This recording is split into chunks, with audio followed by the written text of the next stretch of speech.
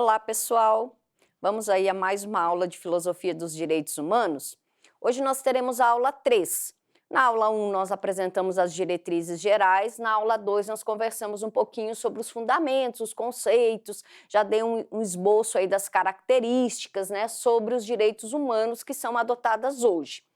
Mas para começar a nossa trajetória, para entender como nós chegamos ao que hoje nós estabelecemos, tanto na declaração quanto em norma cogente, quer dizer, em norma disciplinada por lei nos países membros da ONU, que são as constituições e os pactos internacionais, os tratados internacionais recepcionados para a Constituição Federal, a gente vai voltar no tempo e entender um pouquinho dessa trajetória histórica. Então, a nossa aula 3, nós vamos falar sobre a evolução histórica dos direitos humanos. Bom, é consenso histórico de que os direitos humanos, tal qual nós conhecemos eles hoje, eles são tipicamente modernos e ocidentais. Como característica, ou digamos como dois marcos históricos relevantes para o que nós hoje adotamos como teoria de direitos humanos, estão a Revolução Inglesa e a Revolução Francesa. Lembra da aula de história? Lá do século XVII, anos 1600 da Revolução Inglesa, anos 1700 da Revolução Francesa. Mas mesmo estas revoluções, também temos aí a Revolução Americana, mas que ela foi assim, menos, historicamente, teve um contexto menos famoso nos livros de história, digamos assim, mas a Revolução Inglesa e a Francesa todo mundo lembra, né? Mas mesmo essas revoluções, a inglesa e a francesa, que nós temos lá da Revolução Francesa, os ideais da liberdade, igualdade e fraternidade, que nós já falamos na aula 2, são aí base, são pilares dos direitos humanos da Declaração Universal, tal qual nós temos hoje. Entretanto, mesmo esses direitos, essas revoluções que tiveram aí o seu cerne, quer dizer, os seus fundamentos baseados na luta de classe, na luta contra a opressão, e geralmente qual opressão? Do Estado contra o cidadão. Elas também beberam de fontes anteriores. Então, a gente vai dar uma navegada nesse contexto histórico de uma forma mais geral, para chegarmos aí até a Idade Moderna, que é o que vai fundamentar de forma aí doutrinária, inclusive, contextualizada, a Declaração Universal de 1948. Os slides que estão postados para vocês e que eu vou passando aqui, eles são mais detalhados, até para que vocês consigam entender essa linha histórica de uma maneira mais linear. Entretanto, eu não vou ler um por um e nem vou assim ficar detalhando exatamente cada tópico. A gente vai conversando de uma maneira mais geral e depois vocês vão lendo de forma mais detalhada à medida que vão assistindo a aula. Imagine-se lá na nossa aula presencial do auditório, onde a gente sempre ia conversando sobre o conteúdo que estava no slide. Então a gente vai seguir essa rotina aqui também, até porque, como eu expliquei para vocês na aula 1, essa nossa aula gravada ela é mais curtinha. Então ela não é uma aula de 40, 50 minutos como eu fiz as aulas no Meet. Ela é uma aula de até 20 minutos, então a gente precisa condensar a fala um pouquinho, mas vocês não são prejudicados porque os slides estão mais detalhados, certo? Então, bola para frente, Como eu estava falando, as revoluções inglesa e francesa, elas sempre foram pautadas o quê? Na luta contra a opressão, ou seja, do Estado contra o cidadão. Por incrível que pareça, embora quando a gente fala de luta de opressão, a gente sempre pensa em pessoas mais vulnerabilizadas, em povão, essas revoluções elas se caracterizam pelo contrário, da luta da elite contra o poder do soberano, contra o poder do Estado. Sempre buscando o quê? Buscando mais direitos para as pessoas, ou seja, sempre na busca do quê? De um bem-estar, que a gente pode até traduzir aí como qualidade de vida. E isso está muito presente nos ideais tanto da Revolução Inglesa quanto Francesa, referente à justiça, igualdade e liberdade. Ou seja, Nessas revoluções ficou evidente que o povo queria ter o poder de decisão junto com o soberano, junto, por exemplo, com o rei da Inglaterra, né? Ou seja, o rei que podia tudo, que estipulava valor de impostos, que era dono de propriedade, e as pessoas, né, os donos de terra, por isso que eu digo que foi elitista, eles se insurgiram contra isso, falaram assim, cara, peraí, mano, nós produzimos, nós somos proprietários de terra, nós também queremos dividir o poder com você, e não só receber as ordens, né? Então, esses são marcos que marcam aí a origem do surgimento aí da teoria dos direitos humanos dentro da era moderna. Entretanto, se a gente pensar desde os primeiros escritos aí da humanidade, né? Estamos aí em 2022, a gente tem aí 20 séculos, estamos no século 21, né? De história que se fala em afirmação universal dos direitos humanos, que culminam nesse documento de 1948. Então, o que nós temos aí? Vamos analisar os parâmetros do contexto histórico. Então, o que nós temos? Nós vamos ter aí 4 parâmetros que fundamentam toda a teoria histórica da humanidade. A gente vai ver alguns documentos, inclusive de antes de Cristo, para fundamentar a Declaração de 48. Então, o número 1 aí que vocês têm no slide, né? O indicativo do respeito à dignidade humana e igualdade entre os seres humanos. Há um consenso dentro da literatura de que a dignidade da pessoa humana é o seu principal direito. Mas veja, o que é dignidade? Lá na Constituição Federal, enquanto preceito fundamental, lá no artigo 1º da Constituição, já fala do direito à dignidade humana. Mas o que é a dignidade? É uma coisa extremamente complexa. Quem aí já, principalmente quem já fez graduação em Direito, que eu sei que muitos têm, ou mesmo em outras áreas, sociais, por exemplo, ciências sociais, vai perceber que eu tenho livros, né, dessa grossura, que o título do livro é A Dignidade da Pessoa Humana. O Ingo Sarlett é um grande doutrinador nessa área. Ele tem livros só para tentar explicar o que seria esse conceito de dignidade. Então, dignidade é consenso que é o principal direito humano.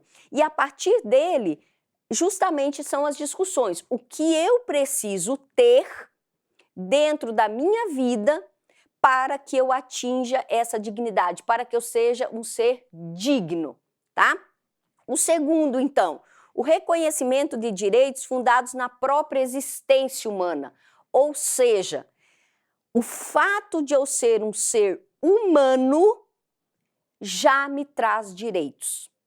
Então, o fato de eu nascer humano me traz direitos. Não importa onde que eu nasci, em qual continente eu nasci, em qual estado eu nasci, estado-nação eu nasci.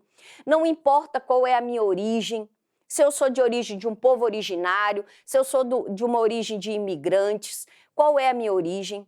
Não importa a cor da minha pele, não importa qual é a orientação sexual que eu vou seguir na vida, quais são as minhas ideologias políticas. O fato de eu nascer humano me garante direitos. Premissa básica também da estrutura de teoria dos direitos humanos. Você vai falar, professora, mas como assim humano? Tem gente que não é humano? Hoje já se discute sobre direitos de alienígenas. Será que se hoje nós tivéssemos aí oficialmente uma visitinha, né, do universo, esses seres, que eu não vou nem chamar de pessoas, esses seres teriam estes direitos garantidos ou eles seriam tratados como aqui no nosso planeta? Hoje já se discute isso dentro da academia, cientificamente. Então, por isso que a gente fala pessoa humana, que parece uma redundância, mas dentro da teoria científica não é, porque já se discute sobre seres extraterrestres, ok? Terceiro, reconhecimento da superioridade normativa, mesmo em face ao poder do Estado. Superioridade normativa. Os direitos universais, eles estão acima da própria legislação do Estado. Então, mesmo Estado em que não tenho democracia, por exemplo, tenho ditaduras onde os direitos são muito restringidos, os direitos humanos estão garantidos porque eles estão acima da própria lei do Estado. E o quarto e último é o reconhecimento de direitos voltados ao mínimo existencial. Esse mínimo existencial, o Ingo Sarlett também discute muito com dignidade da pessoa humana, né? Ele justamente também o que é o mínimo que eu preciso para a minha existência para que eu tenha dignidade? Os 4 pilares que vão fundamentar.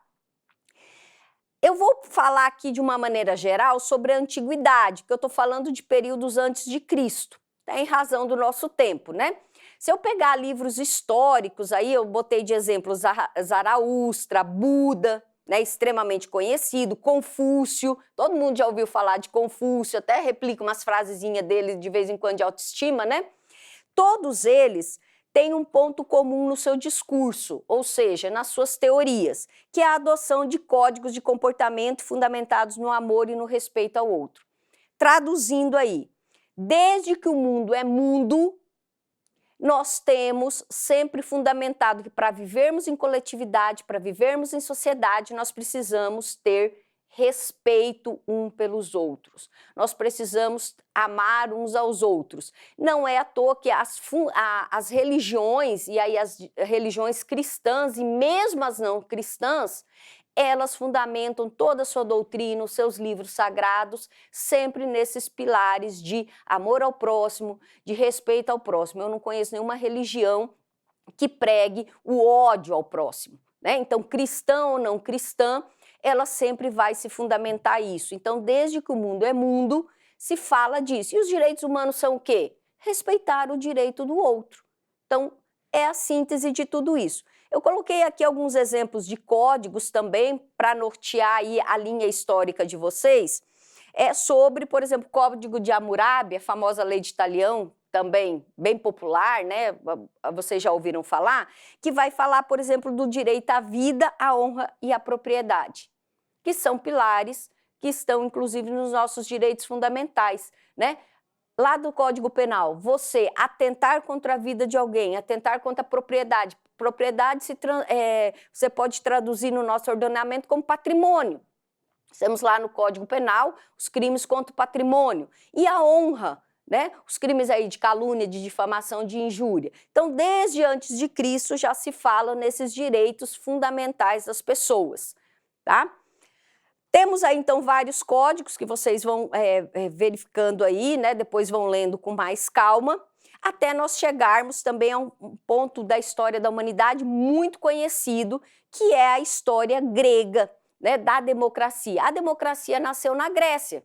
Então, os gregos, né, começam a discutir o poder do povo para o povo. Essa democracia que nós conhecemos hoje, que o poder emana do povo, os gregos já faziam isso antes de Cristo, né? Ou seja, a gente começa a ter lá na herança grega, né, com Péricles, por exemplo, em Atenas, onde nós tínhamos as praças de discussões, né, e aí eu sempre falo assim, né, que a democracia lá nasceu nas praças. E curiosamente, sempre quando a gente tem movimentos a favor da democracia, onde que eles ocorrem? Nas praças, nos lugares de concentração, ou seja, no mesmo berço lá que nós temos dos gregos, né? Platão, vocês também já conhecem, já ouviram falar. Olha aí, 400 antes de Cristo, já defendia nos seus tratados a igualdade e a noção do bem comum, coletividade. Se eu vivo em sociedade, em coletividade, eu preciso respeitar regras, eu preciso de regras, ok? Então, nós temos aí, né, a ágora. Voltando aí um pouquinho, eram as praças de discussões em Atenas, onde nasceu, né, o berço da democracia. Da mesma coisa, a República Romana. Então, a República, nós temos democracia na Grécia, a República em Roma, também antes de Cristo, já se fala dessa divisão de poder entre o Estado e o povo, no que é preciso para viver em sociedade, o que é a obrigação do Estado para com os seus cidadãos, mas o que é a obrigação dos cidadãos para com o Estado, sempre em busca de garantir o quê? Bem-estar, equilíbrio social, dignidade. Sempre isso, sempre nesse contexto histórico aí, ok? E chegamos no cristianismo, estávamos falando de antes de Cristo, e eu já dei aí uma pincelada para vocês. Né? Se nós pegarmos aí tanto a Bíblia Sagrada, que é o livro dos cristãos, os livros dos muçulmanos, né, a Torá, pegarmos qualquer livro sagrado, ele sempre vai trazer no seu texto pontos relativos a esse bem-estar do outro. Como eu falei lá no início, o amor e o respeito ao próximo. Eu coloquei aqui um exemplo de provérbios da Bíblia cristã, que se teu inimigo tem fome, dá-lhe de comer. Ou seja, alimentação faz parte do quê? Dignidade da pessoa. O não julgar, né? Julgar menos o outro. O acolhimento das pessoas que sofrem, o atendimento aos doentes.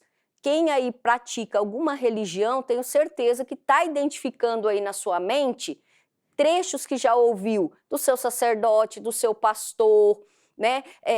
Da pessoa que conduz a sua religião, falas sempre nesse sentido. Então, não importa se a religião é cristã, não cristã, se ela é de origem afro, se ela é de origem cristã, ela sempre, se ela é de origem espírita, né, sempre vai estar vinculado a esse bem-estar da coletividade. E para nós do cristianismo, e quando eu digo nós, eu estou dizendo por ser uma maioria numérica, não em importância, mas numérica. O Novo Testamento, o que foi, né, historicamente no Novo Testamento da Bíblia, a vinda de Jesus Cristo para a Terra? Diz que estava, né, tudo um caos, e ele vem para relembrar as pessoas de que o amor ao próximo, de que o respeito aos outros é necessário, né? Ele deu a sua vida pela humanidade. Por quê?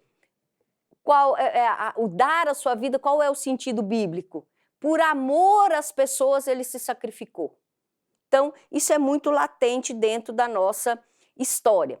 Os direitos humanos, inclusive envolvendo a própria Igreja Católica, isso é histórico, eles foram suprimidos bastante aí na época da Idade Média, chamada a época das trevas, né? As bruxas queimadas em praça pública, ou seja, quem era contra o poder do rei e da Igreja, obviamente, cometia heresia, era excomungado da Igreja. Então, os direitos humanos ali, e aí é só qualquer filme que a gente tenha assistido desse período, mostram para a gente as atrocidades que eram cometidas em nome de Deus, né? Ou quem já assistiu o filme Em Nome da Rosa, vai lembrar muito disso que eu estou falando, né? Infelizmente, em nome de Deus, pessoas eram mortas. Então, em nome de religiões, né? Em nome aí de ideologias religiosas. Então, a gente tem isso. Dentro do campo político, um marco que nós temos é a questão da Carta Magna. Carta Magna inglesa, onde lá vocês também vão lembrar da aula de história de um tal de rei chamado João Sem Terra, que justamente é o rei da Inglaterra, onde ele diz, ele não tem terras, mas ele manda em quem tem terras. E os proprietários de terras se insurgem contra, né, João Sem Terra, isso lá em 1200, bem antes da Revolução Inglesa da época de 1600, para justamente aí, pedir o quê? Há disposições de proteção ao baronato inglês contra os abusos do monarca João Sem Terra, o João da Inglaterra. Né? Então, é uma revolução elitista em que os barões, proprietários de terra, se insurgem contra o rei. Né? A Carta Magna, ela vai preconizar o direito dos indivíduos contra o Estado, ok? Então, nós vamos ter aí justamente o que eu falei lá do início. O povo se insurge requerendo o quê, gente? Direitos, ok? Então, nós temos aí todo esse período. Nesse período também vai surgir a ideia do tribunal de júri. O tribunal do júri, que vai garantir um direito, assim como nós conhecemos ele hoje, o direito de você ser julgado pelos seus pares. Ao invés do bispo e do rei te condenarem à revelia por algo que você cometeu, nós passamos a ter o quê?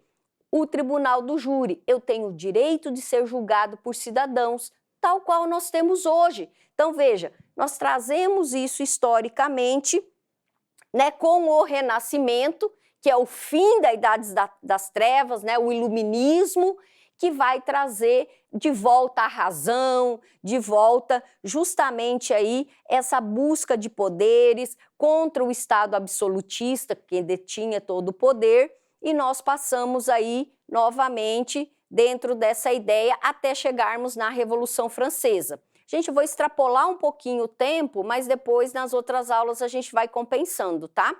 Só para que fique esse contexto bem delimitado com vocês. Então, chegamos aí na Revolução Francesa. Então, a Revolução Francesa, um marco histórico, por quê? Porque é onde ele vai trazer justamente, né, aqueles ideais famosos até hoje: igualdade, liberdade, fraternidade, direitos fundamentais da nossa Constituição. Então, quando nós falamos todos são iguais perante a lei, ninguém será privado dos seus bens ou da sua liberdade sem o devido processo legal. Sobre a fraternidade, bem comum, né, o bem de toda a sociedade. Quando nós estamos falando hoje de meio ambiente sustentável, nós estamos falando de coletividade. Se moramos todos aqui, todos temos direito a um meio ambiente sustentável, porque por enquanto nós não temos plano B, né? Só tem esse planeta por enquanto para nós. Então, a Revolução Francesa, já na Idade Moderna, que foi o que eu comecei a falar, justamente começa a reafirmar esses direitos. Como eu tenho aí, ó, nenhum homem livre podia ser detido ou preso ou privado dos seus bens, das suas liberdades e franquias, ou posto fora da lei e exilado, ou de qualquer modo molestado, a não ser por virtude de sentença legal dos seus pares ou da lei do país.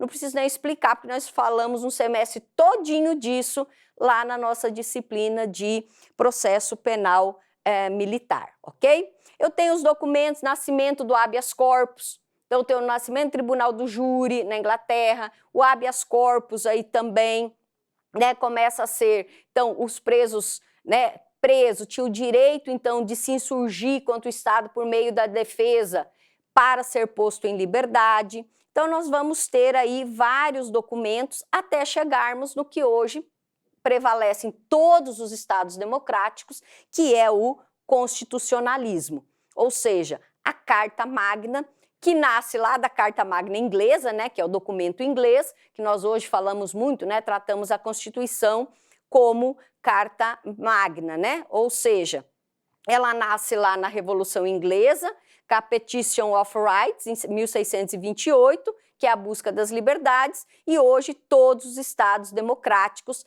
adotam a Constituição Federal como principal documento sobre as leis ou os direitos básicos de qualquer cidadão daquele estado, tá?